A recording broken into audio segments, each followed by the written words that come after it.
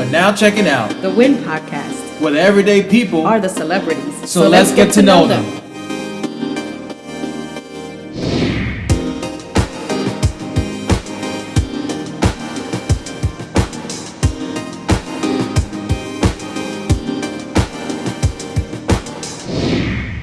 Who am I? Who are you? Whoa, okay.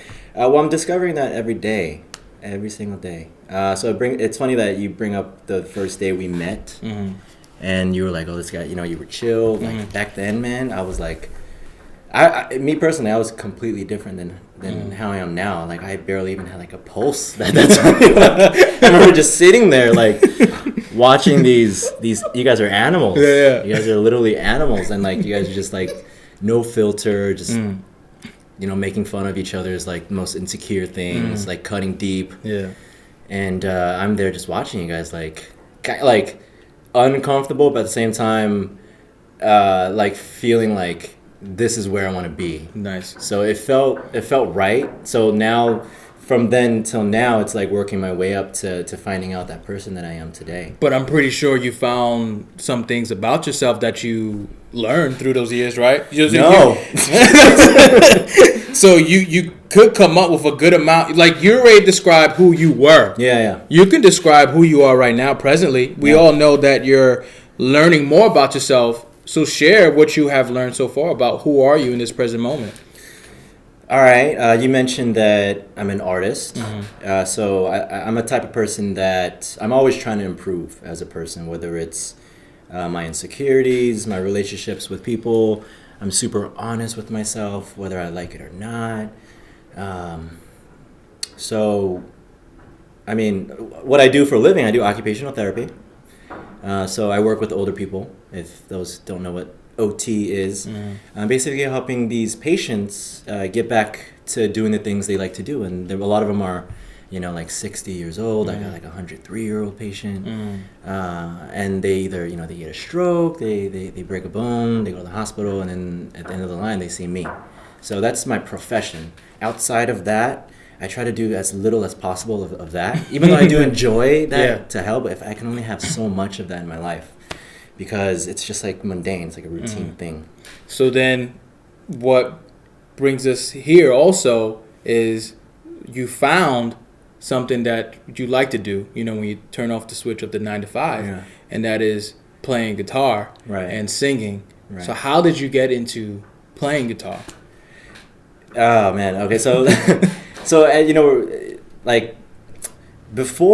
all this stems to right in the middle of the story. Like 7 years ago, I met alongside with you and a group, a spiritual family of strong individuals. Somebody named Guru Enlightenment, and through her, seeing her consistently every week and FaceTiming, talking on the phone whenever I was in dire need of it, she basically taught me how to value myself. And up until that point, I was pretty much a lost type of person. I knew something was up, but I didn't have enough of a grip of myself to be like, to stand still and say, let me figure it out. No, it was easier to just let something distract me or follow the crowd. So even when I started getting my interest in music, it was like it was just something I enjoyed doing. How old were you when you first started playing? In high school, one of my friends in high school had a guitar, and he was a really, really good guitar player. And this is back like in 2002 or something. Okay. This is like back in the emo. Like you ever listen to Dashboard? Yeah. All that stuff. So like he would play all the Dashboard, and we would just sing along, and I always admired that. And he would try to teach me some songs here and there, but for some reason, like it didn't strike me just to get out there and get my own guitar.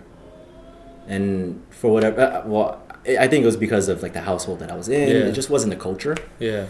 So up until the point where I finally did buy a guitar, it was just like an interest for me. So you just went into it, and it's like, what made you want to buy, just like, all right, I'm gonna buy this guitar now? You know what? So in high school was when that my friend was playing, right? My first year of college, I got a financial aid check, and then I like blew like half of it on my first guitar. Nice. What was that feeling, man, when you first you first got that guitar? Because that's a big, whether it's a hobby or not, you know, getting a guitar is a monumental moment in anyone's life. It's like you remember when to pay your taxes, you remember when you first started to feel love, and you remember your instrument when you buy a guitar or any type of instrument. You remember those moments. Yeah. So what was that feeling when you brought that guitar back home? Like, what did that guitar bring to you in that moment? It was an Ovation. It was a mahogany red Ovation. And I remember getting that, and I looked at it and I was like, this color doesn't look like what it looked like online. You're already, with your insecurity, just tearing the guitar apart. You're not even a guitar. You call yourself a guitar? You fake. You fake. You're not a mahogany red. It was weird times. I looked up and everybody in my dorm was looking at me. You're just yelling at it. So I look at the guitar, and back then, again, it was just more of like it was like somebody's watch. You know, Right. like you feel like just by having it alone is like a merit. Gotcha. You think that this thing you're just gonna catch on. You know, your wildest, image of yourself, you think like, oh yeah, like I'm gonna pick up a guitar and just be fucking amazing, you know? So I cared more about the way it looked. It was a beautiful guitar, man. I wish I had it now. But like, it wasn't that beautiful. You don't have it anymore. no, I mean, you're right. It was like, that fake guitar. So what I did was I ended up selling it to the guy in high school that used to play the guitar that I admired. So when did the guitar come back to you with meaning? Now you had it before in the beginning, and you're looking at it, and you're like tearing it apart. You're like, whatever, it's your own shit. Then you gave it away. When did it come back now with a different meaning in your life? I don't know if it was like an actual one point, because it's like it was like a broken relationship, like love at first sight, and then taking it for granted. Picking it up, playing it for like 4 days straight, 2 hours a day, 3 hours a day, and then putting it down for like a month, like letting it just catch dust. So it was kind of like a relationship, man. Like my first girlfriend, did I care for her a lot? Yeah, at that time, the person that I was. Yeah. But the person that I am, I'm not right for that person. So I'm always changing. But you got to have a moment where, like, I can remember playing my guitar. Yeah, because I can remember. It's not like you're just playing and you're like, oh, no feeling, no thoughts in my head. I hate my first song. But like, I can remember countless times in my room with the guitar, and I'm being lost with the guitar. Yeah. From what you've been explaining, you got to have a moment like that, where you saw the true meaning of what this guitar was bringing you. Right. So I'm not asking for just like what year, you know what I'm saying? But there got to be a moment where you're like, I don't know, maybe you felt so shitty and like, or not, or maybe it was just you playing like, man, this is dope. I didn't know I can do this and no one's listening. So it's great because it's just me and this guitar. You know what it is? I think it's the more aware I was of how I was feeling in general. Like if I went through days without playing the guitar, and then instead of playing the guitar, I would just waste my time like going to the bars or whatever, right? Like weekend after weekend, I would feel sad. But then when I would pick it up, the joy would come back. So gradually, I just started learning. Like, well, I think there's something to this. Like I feel way more fulfilled sitting alone in my room, just playing this thing for hours, and then just going to sleep happy. You know what? It's so funny because I already seen like a connection. The guitar in the beginning wasn't so much about, the guitar purpose in that moment wasn't so much about, oh, Richard, play me, you're going to have great. The guitar was teaching you what you do to yourself. Because when you first had that guitar, you didn't appreciate it. Right. You didn't appreciate yourself. You was already beating the shit out of this guitar, and this guitar was like, bro, I don't deserve this. I'm here, to be played with, to bring you something. But you know what? Since you're not going to realize this shit, keep on doing that. Yeah. Give me away, because I'm going to come back to you. So this instrument came back to you, and like you said, was a relationship. And during that relationship, it was showing you different things of what you would do to yourself until you finally started valuing yourself. Then you started valuing music and guitar. Where were you like 5 years ago? 4 years. I threw you out. You could have really saved me a lot of time. Can you sell this Chinese man? I don't even know. It's like being in a bad relationship for 7 years and I break up with her. You're like, I knew it like 5 years ago. You should have told me. You wasn't ready. No, but you're absolutely right. And like I remember when you and I first started, you know, like playing together and getting to know each other, you would I would bring out my guitar, and it would be like at your place or something, and then you'd be sitting across and be getting our shit set up and stuff like that, and I would just feel your look. I mean, like. I know how that feels, man. That's like when my dad used to get mad at me. And then I was like, which is crazy because at that point I didn't know that you spoke Chinese. And you're like, Dad, stop. That was a dark day, man. I remember I crawled up into a ball and just cried. Can we time out? No, but that day, like, you would be so intense. You'd be like, water. You didn't clean your guitar. There's so much dust on that.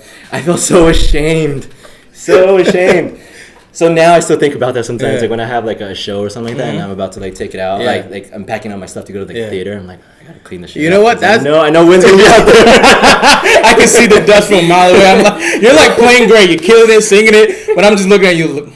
It's like, I'm bad at Chinese, but when you speak that, I hear you. I'm just thinking about it. Like, wow, if you only. Feel it. You sound great, but if only if you just dust that away, man, that E note would have been so much clearer. But no, I'm glad that I installed that in you because honestly, they did that to me. You know, where in the beginning I played guitar and I wouldn't take care of it, but I did everything with it. Where you know it brought me joy, it brought me express my sadness and my loneliness and all the stuff that I was feeling. It gave me that, and I connected it like this.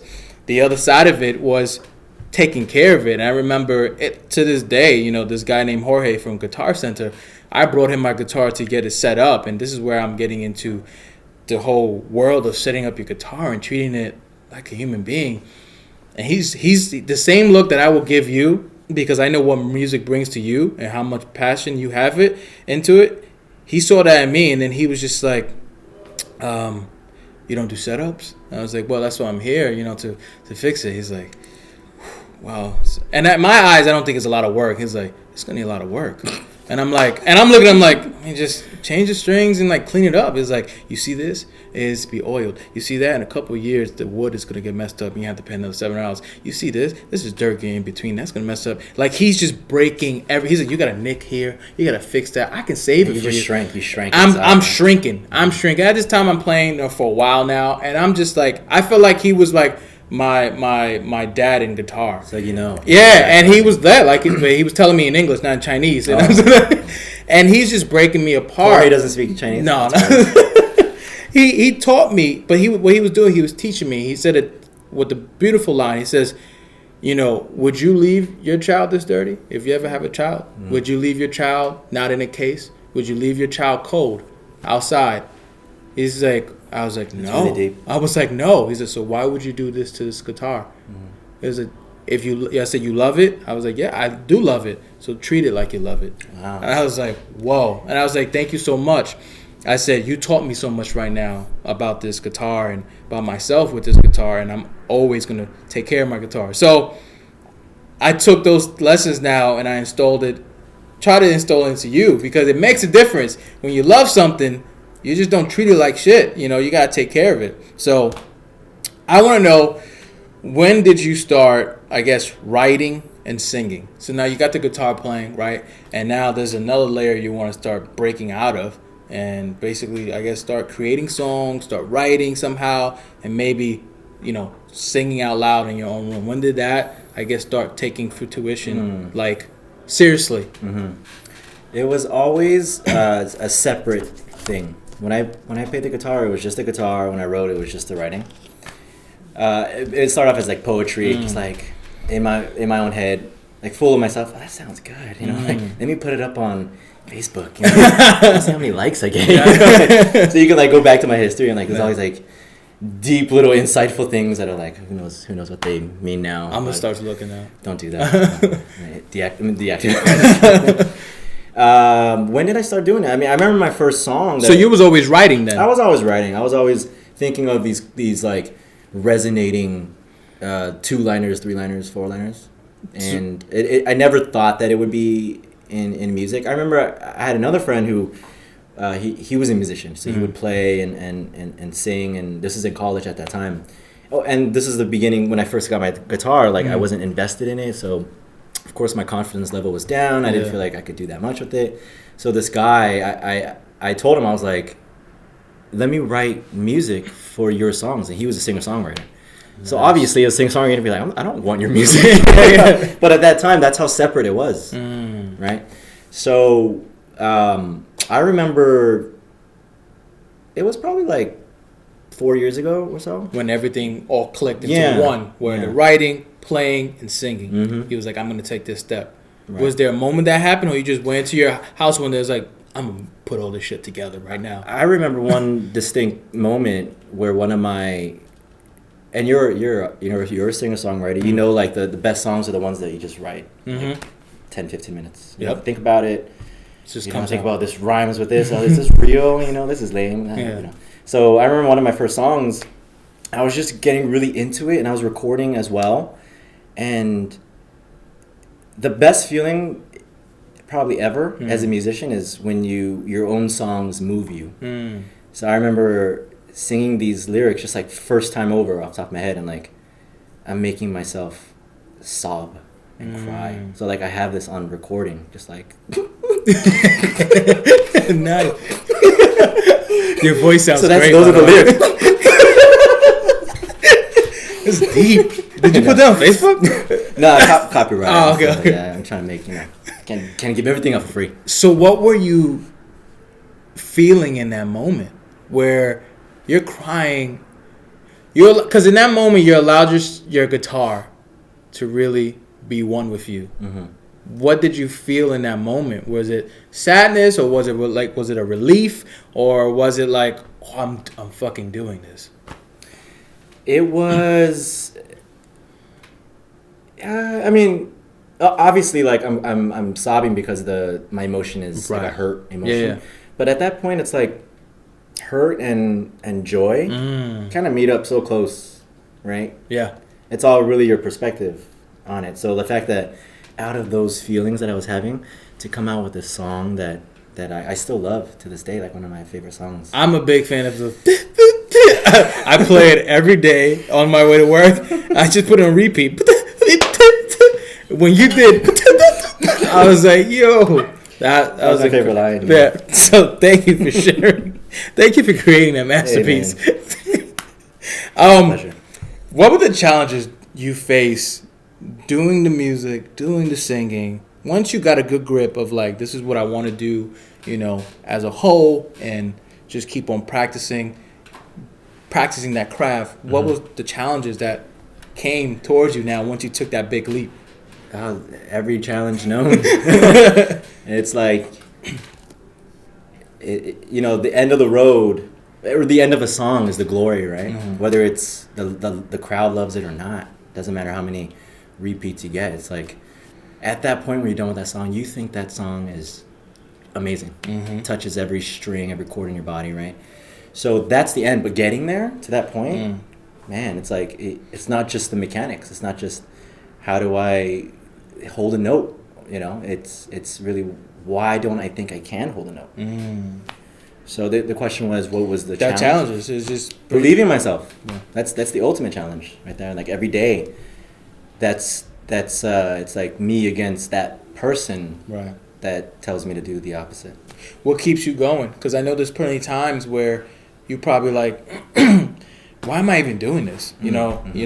I feel like I'm not getting better, or I feel like I am getting better, but a part of me is knocking myself down that I'm not getting better. So through it all, why do you continue? What keeps you going? It's for the money, man. The money in the house. Why do I do it? Because it feels so right. That's what it is. But there's always that thought of like, what if you don't get to that point that you want to get to? And I just think it's worth it. What now? You're performing now. You did a couple shows. You put yourself out there. It's no biggie. No biggie. Name dropping. How do you deal with fear and the nervousness that you get, that every artist get? But take us down that road where you're performing now.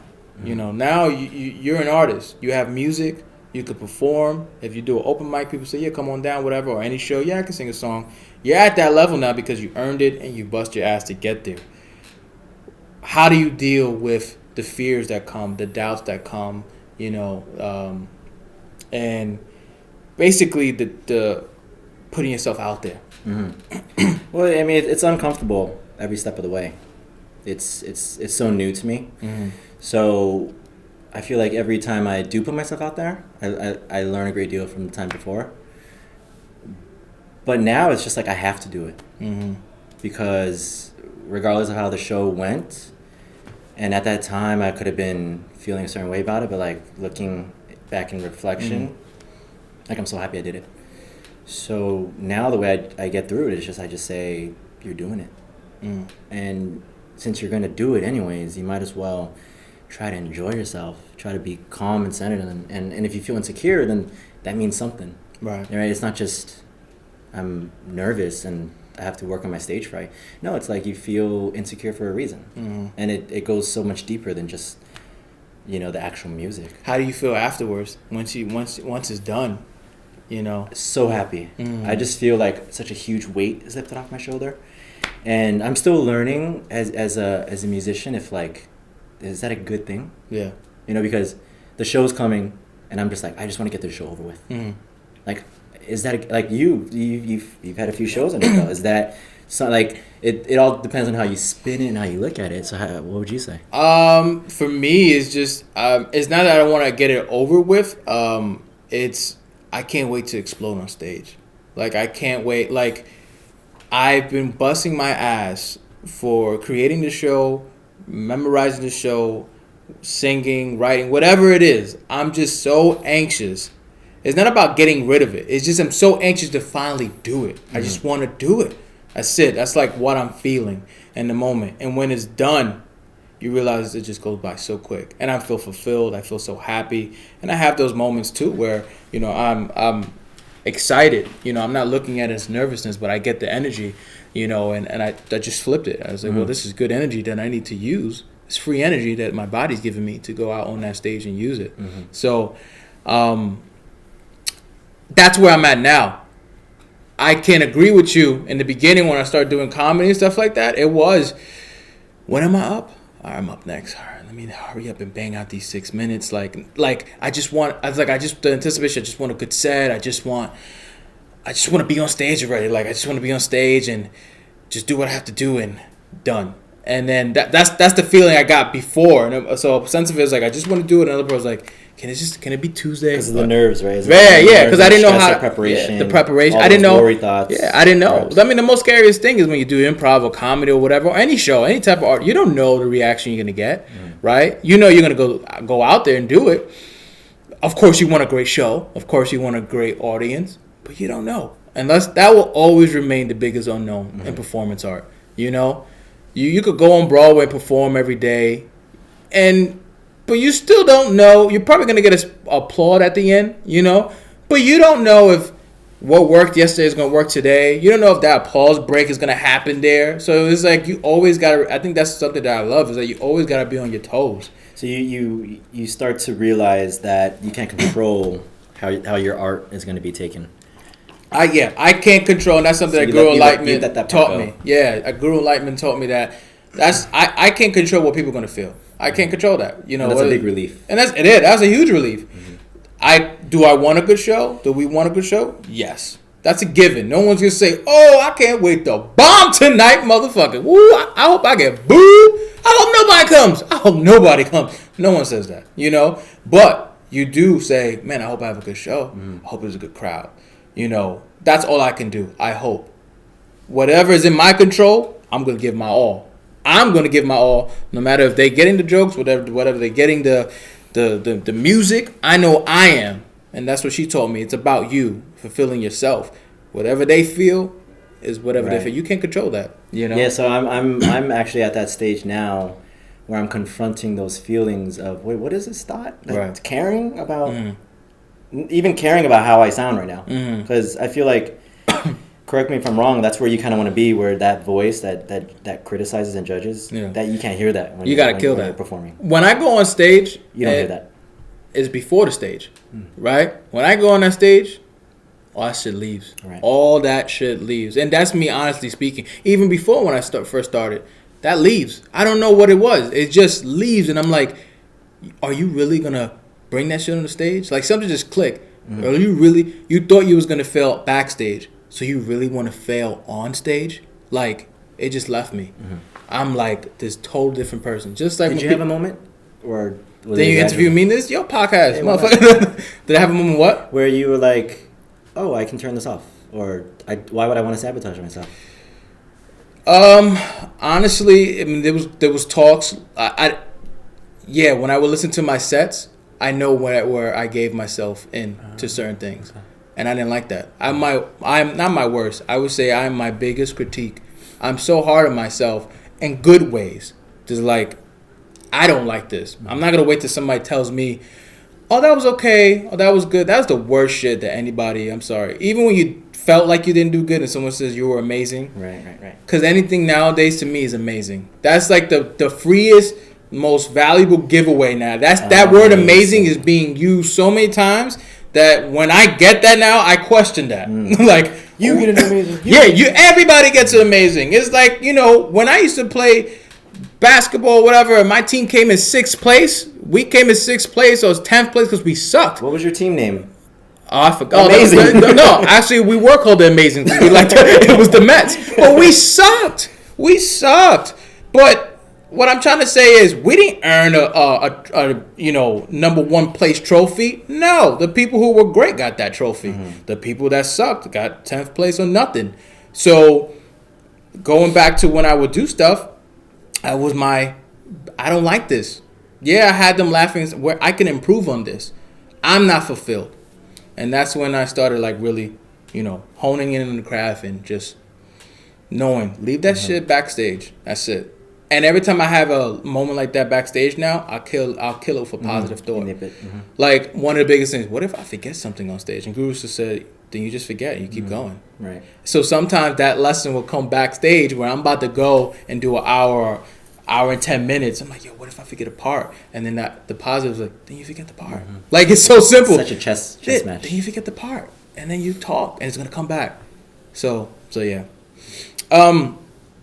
So my next question is, where do you want to take your music? Where do you see yourself? You're performing now, which you probably didn't see yourself doing that, but maybe deep down you did, but it's like, I don't think it's going to come true. But now you are performing. So now you're at a different level when you can continue performing. Where do you see yourself and where you want to take this now? Yeah, you kind of touched on it a little bit. The fact that, like, I did before, but I didn't want to admit it. So, like, now I ask myself that a lot. Like, why am I doing this? Like, I just know, like, I'm having fun and I'm getting better and I know I'm getting better. And the most important thing is I'm learning so much about myself. Right now, like, where I would want to see this happen, if I couldn't fail, then I would be an amazing musician. I would have all the confidence and the courage in the world. I'd be the most authentic musician, and I would have the confidence to get out there and, like, want to push my stuff. I'm not at that point right now. When you look back, like, at your younger self, you shared a good amount of how you were in the past. Now you're looking at your younger self holding that guitar. What do you see? When you look at yourself right now, as your younger self holding that guitar, right? And that's the same person that threw that guitar away and then came back. But you're a different person now. You're holding that guitar with passion and meaning. So let's look at Richard with the guitar now, looking back at the young Richard with the guitar. What do you see?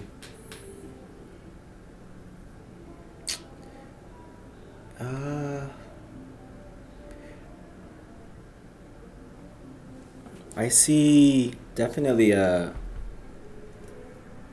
happier. I mean, I'd definitely be happier. I mean, you are happier. Yeah.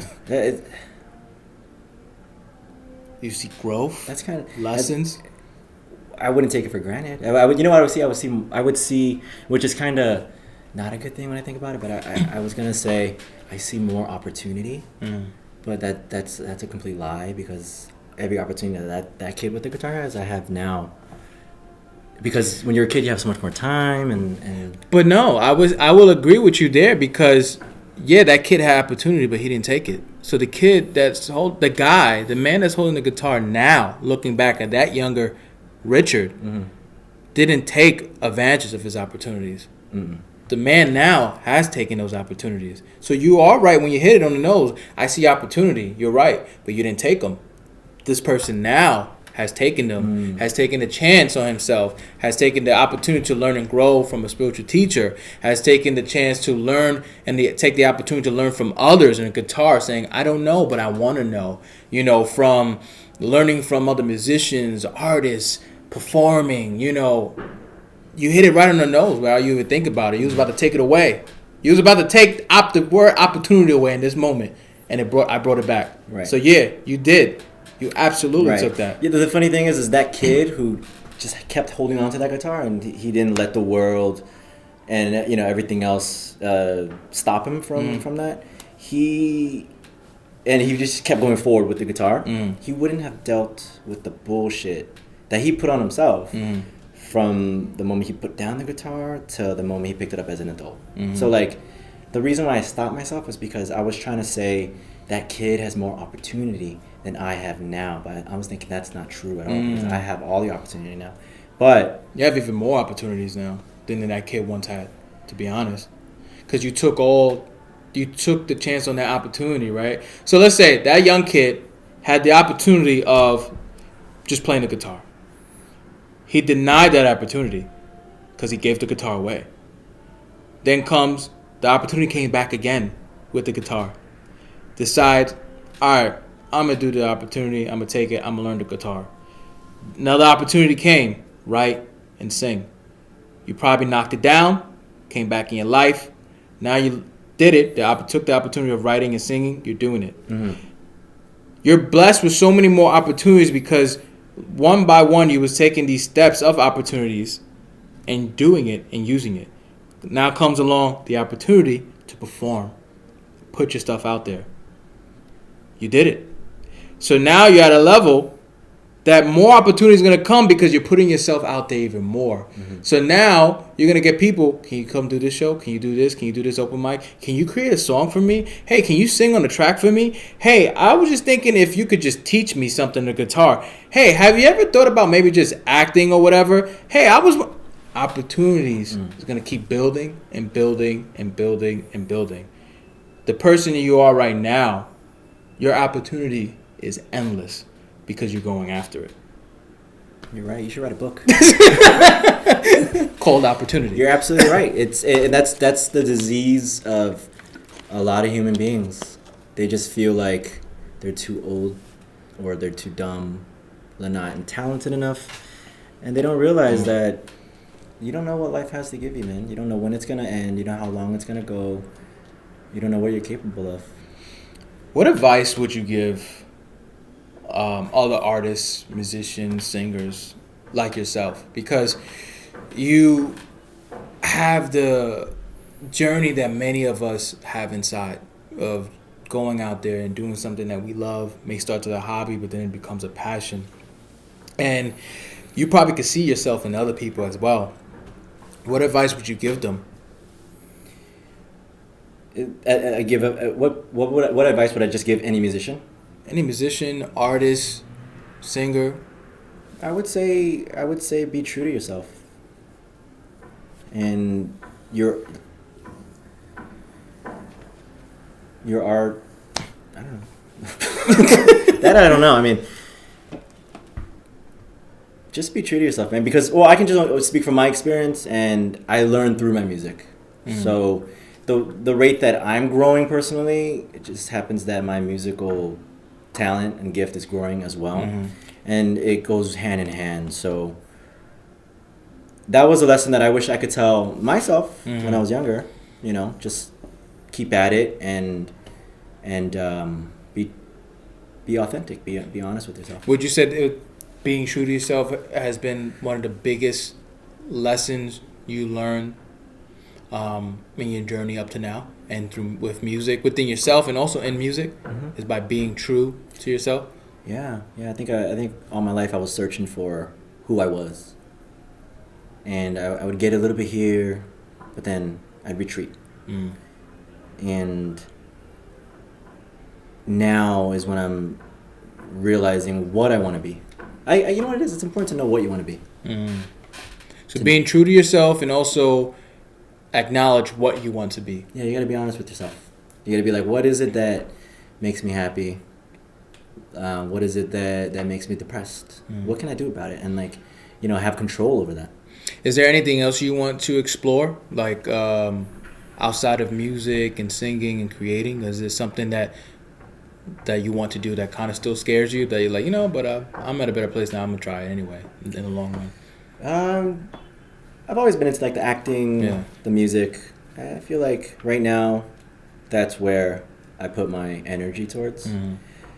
And that's just kind of as far as it goes for now. I mean, I love to do a lot of things. But you mentioned that you're an occupational therapist, which, the brunt of this conversation, I wanted to focus as you as a musician and artist. And now I want to bring your occupation into this real quickly. Do you see any similarities, or what has your job brought to you, that a tool or anything that you learned that can help with your music and living life?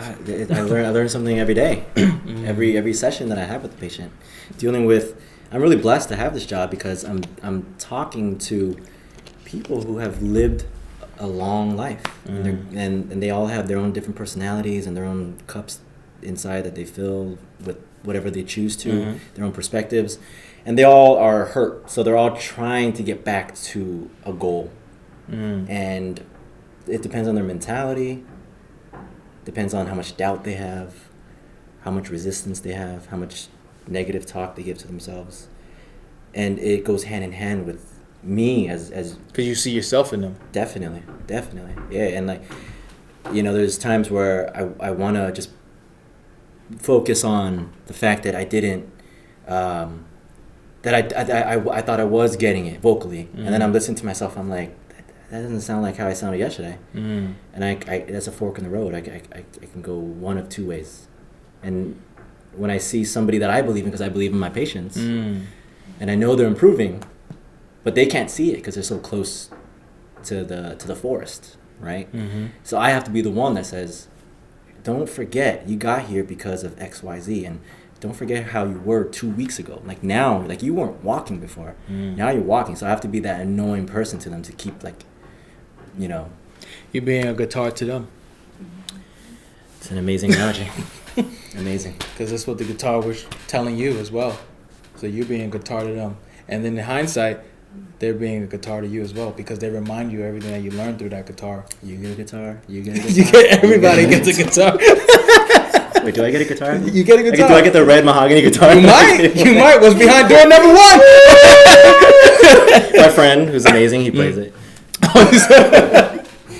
Hey, before you go though, I wanna, if you can, sing that song live, the one that I love. Oh my god! Yeah, but if you want, later on. But all right, so we got to know you as a person, spiritually, mentally, physically, everything, occupational wise, and thank you so much for sharing so much on this show. Right now, we're gonna go into our first segment of the interview, and it's called "Let's Look Inside." The first question of this segment is there meaning to life? And if so, what is it to you? Damn, you don't hold back with your questions. I don't. You don't even give no buffer. I don't. Straight. I don't. You know what it is? Because everyone, when people will hear this, they think automatically, damn, I got to write a 5-page paper. I got to say all this stuff in 20 minutes. It could be something so simple. I leave it up to the guest, See, lucky for you, I'm a very, very insightful person. I've thought about this question before. I've written a 5-page paper. Really? Let me pull it up right now. My meaning in life is finding purpose in life. Finding that happiness, because everybody has an emotion. And people, you take it lightly. People no shit, I have emotion, but you don't realize how much control you have over it, and what makes it go. Nobody stops and takes the time to be like, I did that. the reason why I feel like shit is because I talk shit about myself. Or the reason why I did well is because I prepared, or I thought positive thoughts, or whatever. Simple shit like that.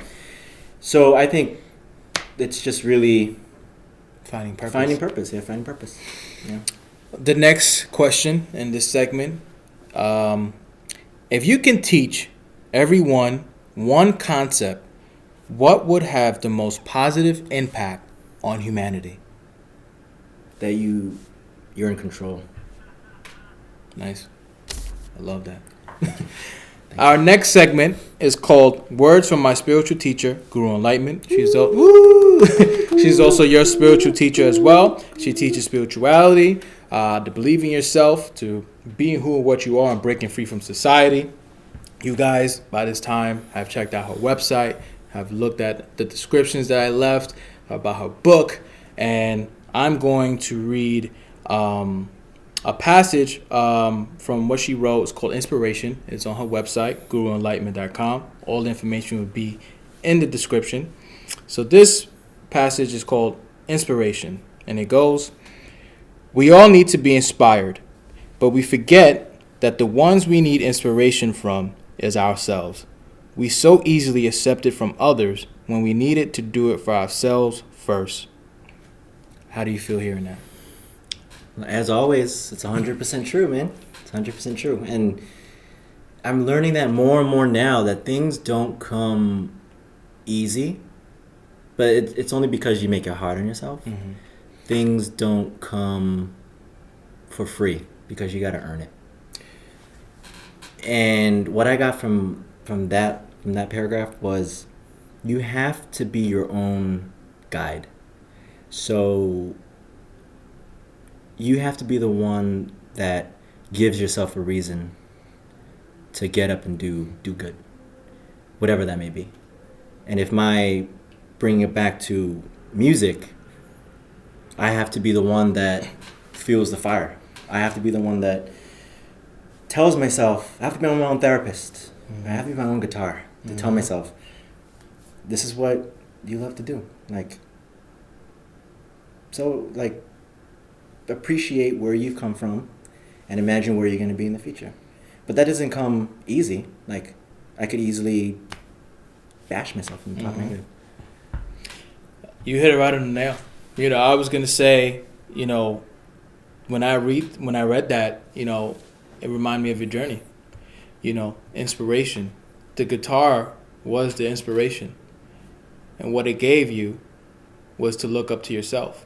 But learn through this instrument so you can learn from your instrument within. Mm-hmm. So that to me resembled, at the end of the day, inspiration was this thing that was traveling throughout your whole life. You trying to find purpose, you trying to find joy, happiness. And through that, and learning from Guru Enlightenment, through friends and family, that inspiration made you become who and what you are today, and will continue to drive you because you're looking up to yourself now. Every day, you got to inspire yourself. You have to remind yourself, why is it that I appreciate, if you're married, why is it that I appreciate my wife? Because you might be upset from something completely unrelated. You have to be the one that trains yourself in a way to look at something in a positive light. Thank you for checking out the episode. Please help us out by subscribing to our podcast, writing a review, sharing with a friend, or leaving a comment. Thank you. This will help us so much.